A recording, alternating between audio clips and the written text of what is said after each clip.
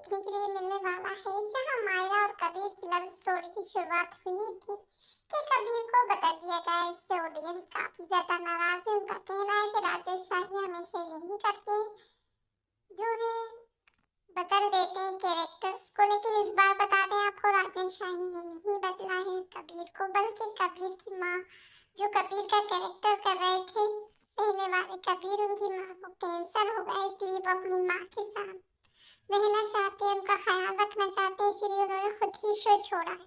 इसीलिए नए कबीर की एंट्री हुई है। बता दें आपको, पुराने कबीर के साथ जो है मायरा की जोड़ी सभी को पसंद आ रही थी, लेकिन अब ये देखना इंटरेस्टिंग होगा कि नया कबीर उनकी जगह ले पाएगा। हालांकि ज्यादा दिन तो उस कबीर को भी नहीं हुए थे आए हुए, लेकिन अब जो है ऑडियंस ने कहीं ना कहीं उसी कबीर से दिल लगा लिया था।